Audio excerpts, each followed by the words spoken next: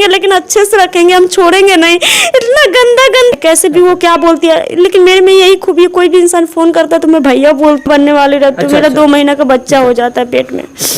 उसके बाद जैसे उसको पता चलता है मेडिकल जाता है, किट लाता है। क्योंकि नमस्कार, मैं हूँ अर्पित कुमार। अभी हम वैशाली जिला के मीरपुर पंचायत में हम हैं, पातेपुर प्रखंड में। आप तो जानते होंगे अंजलि और कुंदन शाह का प्रेम कहानी।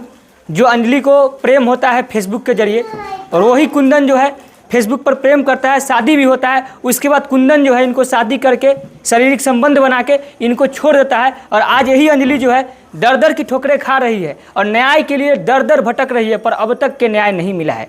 क्या कुछ है, आइए हम अंजलि से ही जान के आपको सुनाते हैं क्या इनका विपदा है। क्या हुआ था अंजलि जी आपको साथ? जैसे आम लोग फेसबुक चलाते हैं, मैं भी फेसबुक चला रही थी। अच्छा। उस पर इस कुंदन शाह का फ्रेंड रिक्वेस्ट आया। अच्छा।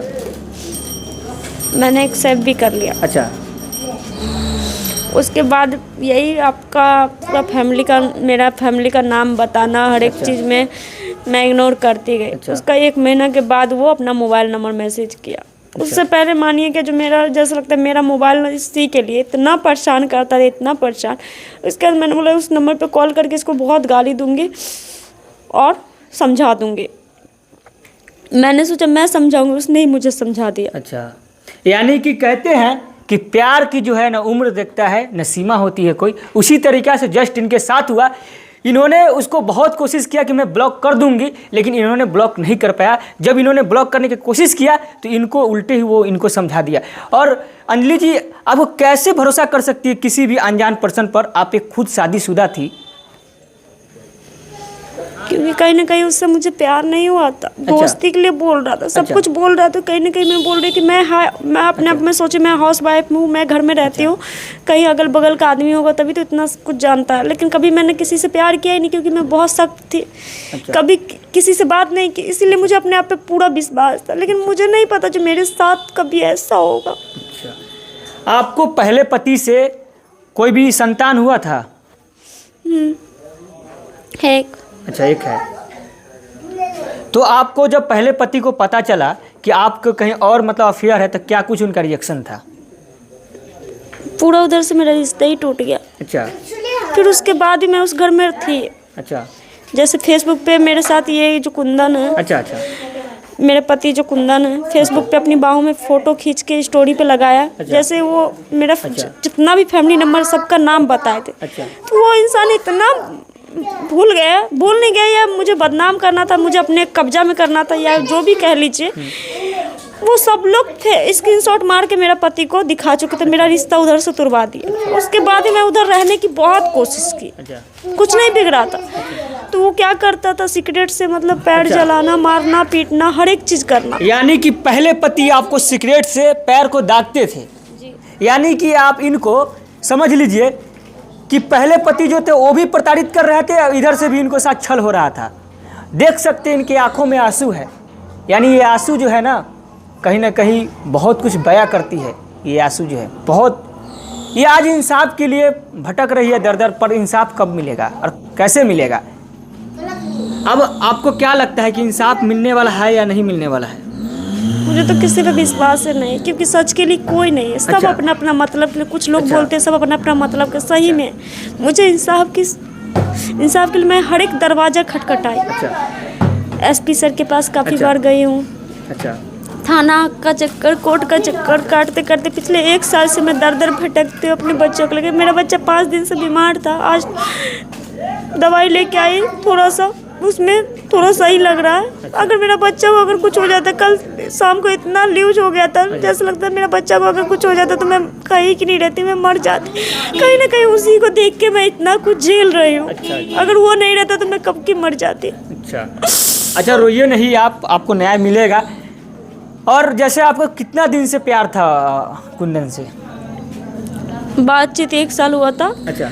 उसके बाद ये 5 साल, और शादी 4 साल पहले हुई थी। अच्छा, यानी कि 9 साल। और अब कुंदन जो है अभी फिलहाल में आपको पता है कि कुंदन कहाँ रह रहा है? नहीं 9 साल नहीं, यही 5 6 7 अच्छा 6 साल, चलिए कोई नहीं। अब ये कुंदन कहाँ रह रहा है, पता है कुछ कुंदन के बारे में? नहीं, मुझे कुछ नहीं पता। पता होगा तो वो शिव शंकर शाह को पता होगा। अच्छा। लक्ष्मी शाह उसका चाचा अच्छा। है, जो वो उसको मुंबई में रखा है, इतना मैं जानती हूँ। अच्छा। क्योंकि आए दिन मुझे फ़ोन कर करके धमकी देते हैं। अच्छा। उसका चाचा अच्छा। जो रंडी तुझे तो मैं बेचने वाला था रेड लाइट एरिया पे। अच्छा। रेड लाइट एरिया पे तुझे बेचने वाला अच्छा। था, लेकिन तुझे पहले ही पता चल गया। अच्छा। जो 112 को तू फ़ोन न करती और न तू बच पाती। 112 को फ़ोन कर दिया तो तू बच गई। बताइए, इतना बड़ा सनसनीखेज मामला है, इतना कुछ, यानी कि आज जो मतलब औरत को नारी मतलब देवी माना जाता है, उसी औरत को रेड लाइट में भी बेचने की बात हो रही थी, लेकिन इन्होंने इन वक्त पर अपने सूझ और बुझ से 112 नंबर पर कॉल करके अपनी किस्मत और जो इज्जत कहते हैं उसको, आबरू को इन्होंने बचा लिया, खुद को बिकने से बचा लिया। इतना बड़ा षड्यंत्र हो रहा था आपके साथ और आपको पता नहीं था? मुझे पता था, इसीलिए कहीं ना कहीं 112 को फ़ोन किया। और हर एक चीज़ को मैं विरोध करती थी। अच्छा। तो इसका चाचा लक्ष्मी साहब वो बोल दिया, अब इतना भी कुछ करोगे अब ये हाथ में नहीं आने वाली है। अच्छा। तो उसके बाद जो मेरा बच्चा जो था, अच्छा। इन्हीं महिला थाना से समझौता हुआ था। अच्छा। जो मेरी बीवी हम रखेंगे, तो पानहाट चौक पे 1 महीना रूम लेके रखे। अच्छा। और उसके बाद 2 महीना मुंबई रखे। इसी 3 महीना के बीच में मेरा, मैं पेट से, मैं माँ बनने वाली रहती हूँ। मेरा 2 महीना का बच्चा हो जाता है पेट में।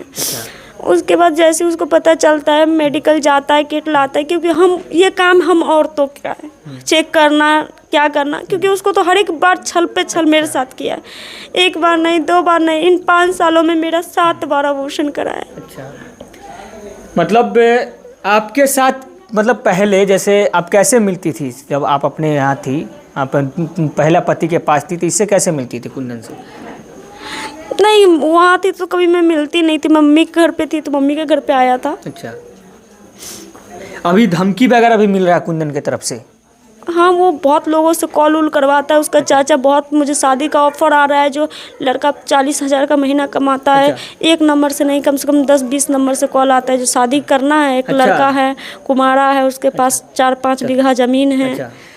दुनिया में क्या लड़की का, औरत का क्या अकाल पड़ गया है, जो सबके लिए, सबको मैं ही दिखती हूँ क्या? इसका मतलब क्या समझूं? यानी कि कुंदन कहीं ना कहीं आपका सिर्फ हवस का शिकार बना रहा था, इसे तो ही लगता है हमको। अभी मेरे लिए जाल बिछा रहे, कैसे भी वो क्या बोलती है, लेकिन मेरे में यही खूबी है, कोई भी इंसान फ़ोन करता है तो मैं भैया बोलती हूँ। जो उसका कभी भी उसका जो प्लान है कामयाब होता ही नहीं है। अच्छा। और सबके सब पीछा करवाते हैं और गलत गलत कमेंट करते हैं। अरे हमारे साथ रह लो, हम भी मजा मारेंगे, लेकिन अच्छे से रखेंगे, हम छोड़ेंगे नहीं। इतना गंदा गंदा। प्रशासन के लोग कितना आपको सहायता कर रहे हैं? अभी तक तो कुछ भी नहीं। अभी तक कुछ भी नहीं किया, यानी कि प्रशासन के द्वारा अभी मिली भगत है क्या? मिली भगत है, बिल्कुल। मैं कह सकती हूँ, क्योंकि मान लीजिए जो पीड़िता है उसी को बोलता है कि जो ये किसका घर है, तुम्हारा बाप का घर थोड़ी ना है, पुलिस तुम्हारा नौकर थोड़ी ना है। अच्छा। ऐसे अभी तक कुछ नहीं किए, बस यही नोटिस आके चिपकाए हैं। और यही जो चार्जशीट है 90 दिन में कट जाता है, लेकिन चार्जशीट जो होता है ना, केस का मेन वही चार्जशीट होता है, लेकिन अभी तक चार्जशीट नहीं काटा। उनको कोई फ़र्क नहीं पड़ता। मुझे एक बार घर में घुस के मेरा सर फोड़ दिया गया था 1 महीना पहले। घर में घुस के मुंह से गमछा से बांध के, मैं साड़ी पहनी थी, मुझे इतना डर था कि वो इंसान मेरे साथ गलत करने के लिए आया है। मेरा दिमाग काम नहीं कर रहा था कि मेरा मोबाइल छीनने के लिए आया है। मैं अपने आप को किसी भी तरह से बचाई। और उसके बाद ये ईंटा मैंने ही गिराया था, यहाँ का ईंटा मैंने ही गिराया। ये ईंटा गिराया, बाहर का लोग उठे, पीछे का गेट खोल के भाग गया। ये खिड़की के पास एक कुर्सी लगा के उसके अंदर जाके चौकी पे चढ़ के घर में नुका हुआ था। 12:30 बजे रात को मैं वॉशरूम के लिए उठी थी। मुझे तो जो इंसान को पहचानती तो, जब प्रशासन ही कुछ नहीं कर रहा, बोल रहा प्रशासन केस को तो हम चाट के बैठते हैं, प्रशासन को तो हम जेल में रखते हैं, ऐसा बोलते हैं। यहाँ एक आदमी था, दूसरा कोई नहीं था।